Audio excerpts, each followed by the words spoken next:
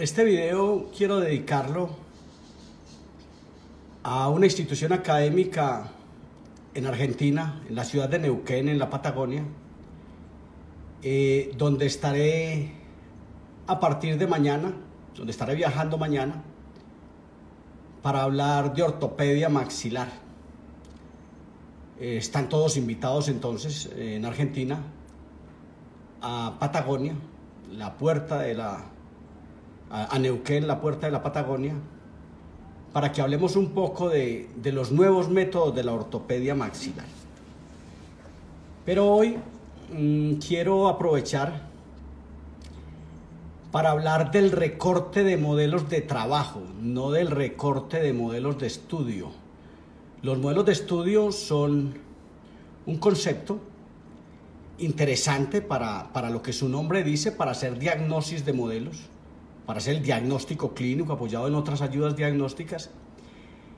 Pero existen unos modelos llamados modelos de trabajo, que son distintos, que tienen otros referenciales de trabajo, aunque tristemente ahora con la aparición de las redes sociales veo algunas fotografías que muestran los técnicos y los clínicos de unos aparatos que se construyen sin haber recortado los modelos, cosa que me parece sencillamente dantesca, porque es finalmente doblar unos alambres y colocar un acrílico sin tener referenciales de trabajo. Y esto es una profesión indudablemente de referenciales. El diagnóstico clínico, la diagnosis de modelos son elementos referenciales con respecto a qué está esta estructura, con respecto a que esta estructura es grande y esta otra es pequeña, con respecto a qué es que hay una alteración esquelética o dental, con respecto a, en esencia, todo se funda en referenciales para poder diagnosticar, para poder decir esto está alterado con respecto a la media. Aunque la media se ha ido perdiendo mucho, el concepto media o ideal se ha ido perdiendo de tal manera que hoy parece ser que la media es la que está alterada. Hoy nos han vendido conceptos que parecen normales y que se ha establecido una nueva media. La media es lo ideal, la media es cósmica, no estética, pero se confunde en nuestras sociedades lo estético con lo cosmético, parecen sinónimos. Lo cosmético viene de cosmos y de equilibrio, la estética viene de esa apreciación subjetiva del cerebro humano en cada momento en la historia. Es decir, cosmética y estética son dos conceptos antagónicos que parece ser que hoy en las comunidades médicas se usa como sinónimo. Son antagónicos. Cosmético es regido por las leyes del equilibrio cósmico. Estético es la apreciación subjetiva deformada en los últimos años por los medios de la apreciación de la belleza. Por eso estamos como estamos. Pero entonces, apoyado en eso, yo voy a hablar hoy de cómo se hacen los modelos de trabajo. ¿Qué es lo que hay que hacer con un modelo de trabajo para que el técnico finalmente logre entender lo que está haciendo? Yo voy a dejar estos dientes aquí atrás, allá atrás, estos son los de este lado, este es este cuadrante 1 y este el cuadrante 2. Pero yo lo voy a dejar que se vea insignificantemente así, para que hablemos de referenciales. Es posible que este sea el plano oclusal de este paciente, este que le estoy dando ver, que hay en este momento. ¿Cierto? Este es un plano referencial, yo no puedo decir que el plano oclusal es este, ¿cierto? Porque aquí no tengo ningún referencial, pero es posible que yo oriente estos modelos con respecto a la cámara y diga, hombre, este es más o menos el plano oclusal de este modelo. Y le voy a hablar del plano oclusal para que entendamos que el corte posterior, yo digo generalmente la espalda, porque estoy acostumbrado a ver esta imagen cenital, es decir, del cenit, esta imagen cenital al momento de construir o de hacer algunos análisis. Entonces yo digo que esta imagen cenital u oclusal, este plano debe estar paralelo a esta espalda o a este plano. Estos dos planos, para efectos de modelos de trabajo, estos dos planos deben de estar paralelos, vistos en sentido antero-posterior, en sentido lateral o en sentido vertical, ¿cierto? De hecho, idealmente, este plano debe tomarse de un plano que es el nivel de los seres humanos, que es el plano de Camper, desarrollado por Petrus Camper en Holanda, como un elemento que buscó Petrus para conformar su ángulo facial de Camper, que lo único que buscaba el ángulo facial de Camper era saber qué tan parecido al simio era el ser humano. En esencia, el trabajo de Petrus Camper era un trabajo racista de definir con su ángulo facial apoyado en el plano Camper, definir qué tan prógnata era un paciente. Entonces Camper desarrolla un plano que corre de nasolabial a tragus, que es el plano de Camper, y que es el plano que generalmente más fisiológico con respecto al plano clusal, es decir, el plano clusal más fisiológico que existe. Corre de esta manera paralelo a un plano que es Camper, que no es este, estamos hablando que esta es la espalda del modelo. Le pongo la regla aquí por hablar de algo, pero sí corre grosso modo más o menos una pulgada arriba, el plano de Camper. De hecho, los planos oclusales tienen una orientación anterior en los pacientes con hipoplasia maxilar, donde hay una suprarrotación de la maxila, o tienen un descenso en los tipos de división 1, tiene un descenso con respecto a Camper, o tienen un descenso el plano oclusal, que es el que hará que la mandíbula se deslice hacia atrás. Ahí está fundado el trabajo de Planas y de Hanau. Recordemos que Planas es alumno de Hanau, que el trabajo de Planas se funda en el trabajo de Hanau. Entonces, pero hablemos de este plano. Ahora volvamos al plano de los modelos. Sé que me estoy yendo muy por allá, donde no tenía que ir, pero entendamos qué es un modelo de trabajo, porque generalmente veo muy confundidos a los técnicos y a los clínicos a la hora de construir un aparato. De hecho, si usted entra a la red en este momento o a Facebook, usted ve una gran cantidad de fotografías mostrando unos aparatos donde, Dios mío, yo me pregunto, ¿por qué a este señor ni siquiera para hacer la fotografía se le ocurrió mostrar, recortar el modelo, aunque fuera para hacer la fotografía? No. En general, los técnicos construyen los aparatos con los modelos sin recortar. Y eso es peligroso, supremamente peligroso, porque no están entendiendo la simetría o las asimetrías que puedan existir en una arcada dental. Entonces, es un llamado de atención para los técnicos. Los modelos tienen que recortarse con referenciales, incluso tienen que recortarse con referenciales donde, en este caso, por ejemplo, el plano clusal está corriendo paralelo a los cortes posteriores del modelo, ¿cierto? Ya dijimos que las espaldas o este corte, estas bases, deben de estar paralelas al plano clusal, tanto en la mandíbula como en la maxila. Pero me interesa básicamente mostrar esto porque veo que no se están recortando los modelos, y en los modelos hay una información importante, aunque dicen muchos académicos que en los modelos no se ve absolutamente nada, que todo se ve en la cefálica lateral, en el análisis clínico, en síntesis en el análisis clínico, y en muchos análisis radiográficos. Indudablemente que no sobran, que son fundamentales. Pero recordemos que los modelos son la masa sólida de la alteración. Y lo que vemos en los modelos desde atrás, por ejemplo, al revés, invertidos, de una u otra forma, difícilmente podemos apreciarlo en un paciente. Entonces, no despreciemos los modelos, porque yo pienso que en esencia el desprecio de los modelos radica básicamente en que no hemos querido entender que el modelo tiene una información importante, y es que en el fondo mucha literatura clínica así lo esboza. No, en los modelos hay información importante, la orientación axial de los dientes, que debe aprender a leerse, la orientación axial de los dientes, en fin, 1000 elementos diagnósticos que son importantes y que debemos de tener presentes. Pero hoy, a propósito de ello, vengo a contarle lo siguiente. He asistido en los últimos años a muchas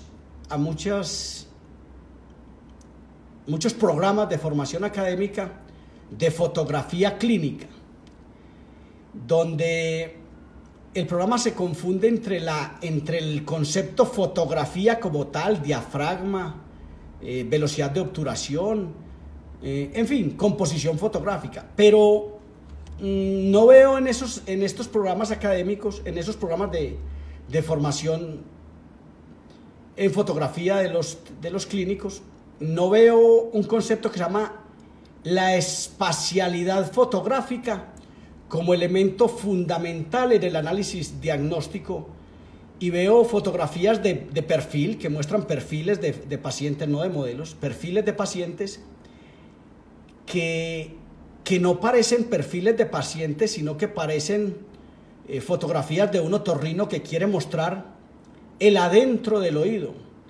La fotografía de perfil del modelo debe tener unas especificaciones de las que yo no voy a hablar hoy, pero si esto es una cámara que hoy habita en cualquier celular, si esto es una cámara y esto es el plano de la lente, este es el plano de la lente, este es el plano de la lente, que es el mismo plano del celular, del tamaño del celular.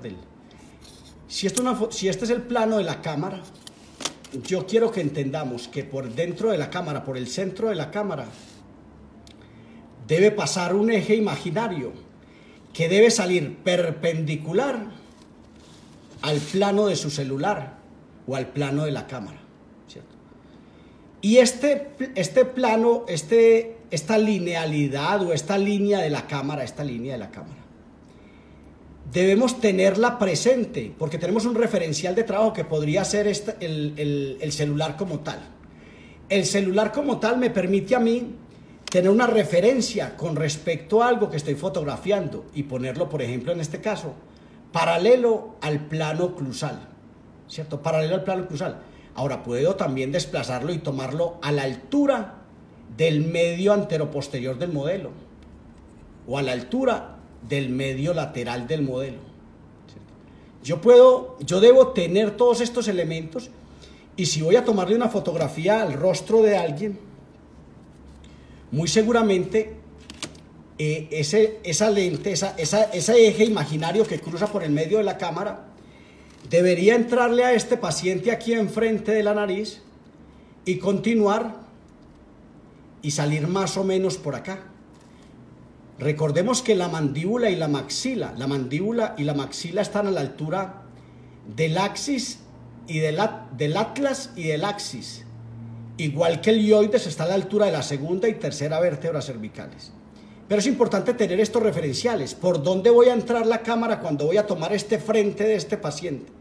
¿Por dónde voy a entrar ese eje imaginario que llama Barberi de la cámara para poder hacer la fotografía?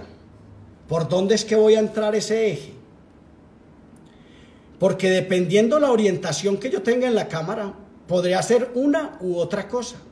Yo puedo tomar esta foto de medio lado, de 3/4, pero finalmente recordemos que en esa espacialidad que yo estoy reclamando como análisis diagnóstico, yo tengo que tener unas proporciones armónicas para que esta imagen llegue a quien se la quiero mostrar, o a mí mismo si la quiero observar, de manera ideal. Entonces, mucho cuidado, que estamos hablando de espacialidad fotográfica.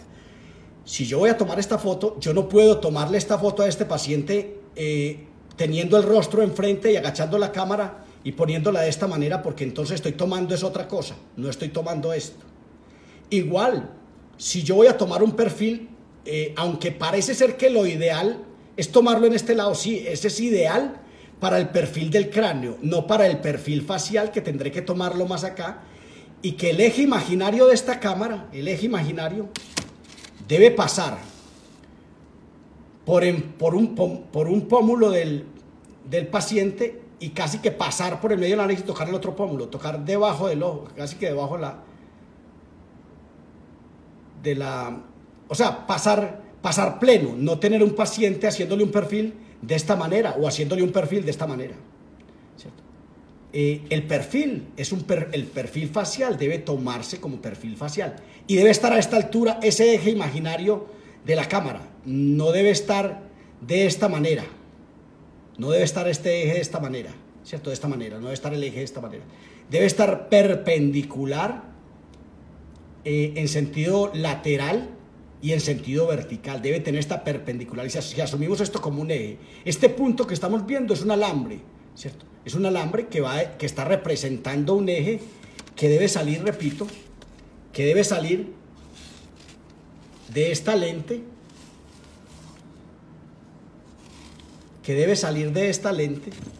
perdón que estoy maniatado, que debe salir por esta lente y que debe estar muy perpendicular viéndose como un punto. Este es el eje el eje de este plano que estamos haciendo, ¿cierto? Este es el eje perpendicular, es decir, está entrando perpendicular a la cámara.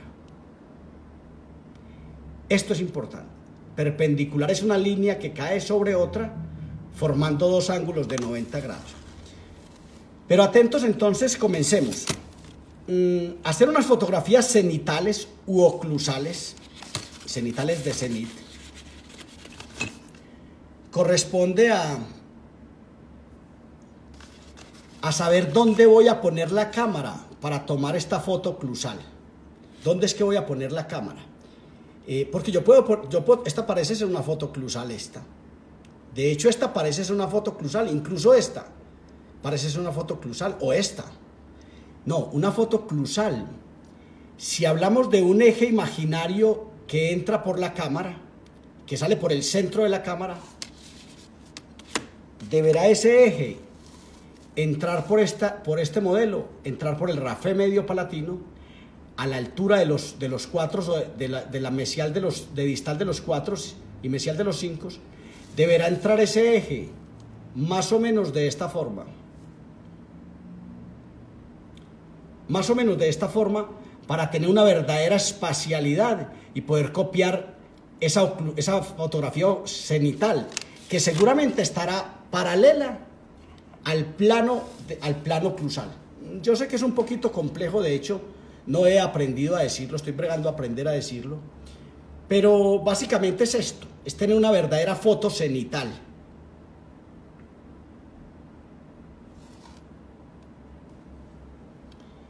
Y una vez se encuadre,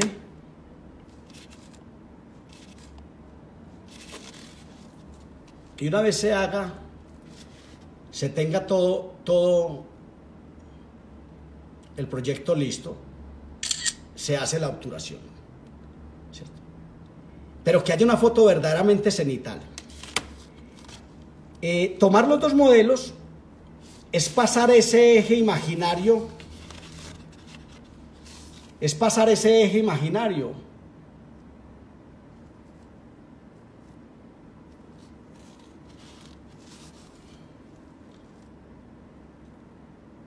por el medio de estos dos modelos. Hacer esta fotografía. Tomar una fotografía de perfil de unos modelos es pasar ese eje imaginario por este punto. ¿Cierto? Eso quiere decir que el plano oclusal estará a la altura de ese eje, porque yo lo estoy parando por este punto, pero observen cómo tengo los modelos. Aquí también lo estoy parando por este punto, pero observen cómo tengo los modelos. La idea es que cuando yo esté pasando por ese punto, si quitara el otro modelo, debería haber esto. Debería haber un plano oclusal y una continuidad perfecta lateral. Esto. Yo sé que no es la mejor manera de explicarlo, pero yo sé que muchos me van a entender. Es esto, es entender ese eje de esta fotografía de esta manera y entender que se toma esta fotografía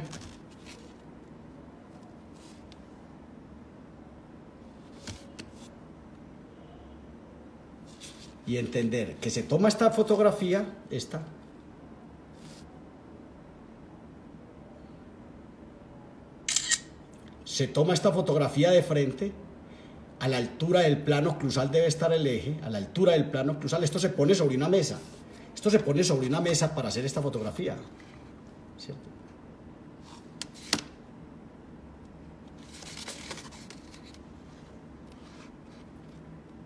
Esto se pone sobre una mesa y se hace esta fotografía. Y también se hace esta seguramente. Estos son fotografías para hacer un concepto que se llama diagnosis de modelos. Es decir, para hacer una lectura diagnóstica sobre unos modelos, no como única herramienta diagnóstica, porque seguramente habrá también unas ayudas radiográficas, un análisis clínico y mucha información para concluir algo. Pero en esencia lo que yo quiero reclamar es esa espacialidad que requieren estos modelos al momento del análisis diagnóstico. Estoy reclamando los modelos como parte del análisis diagnóstico, cuando realmente yo pienso que los modelos han sido subvalorados siempre y hemos creído que el análisis clínico es suficiente para interpretar muchas alteraciones.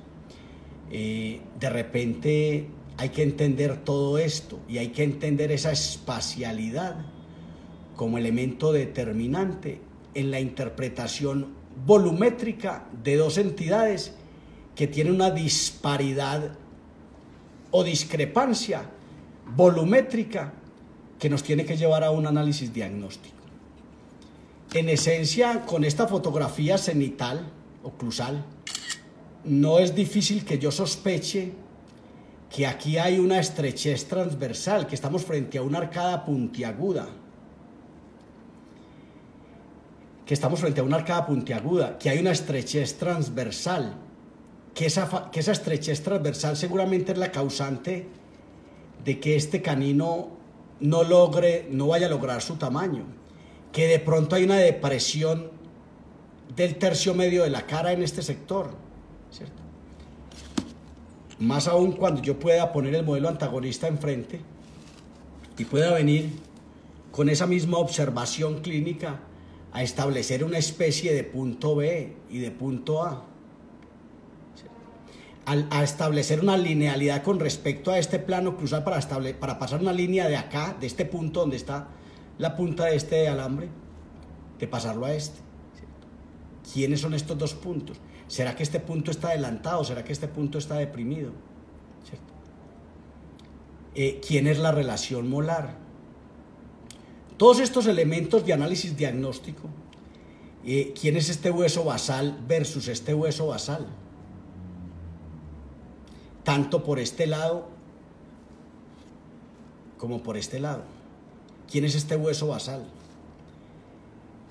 Todos estos análisis se pueden llevar a cabo, este diagnóstico de modelos con muchas ayudas diagnósticas, pero donde no debe faltar estas fotografías oclusales de perfil de los modelos, por detrás de los modelos oclusales, para concluir muchos aspectos. Ahora, este caso, esto lo digo porque yo veo que cotidianamente alguien me manda unas fotografías y me dice que qué opino de ello, de este caso.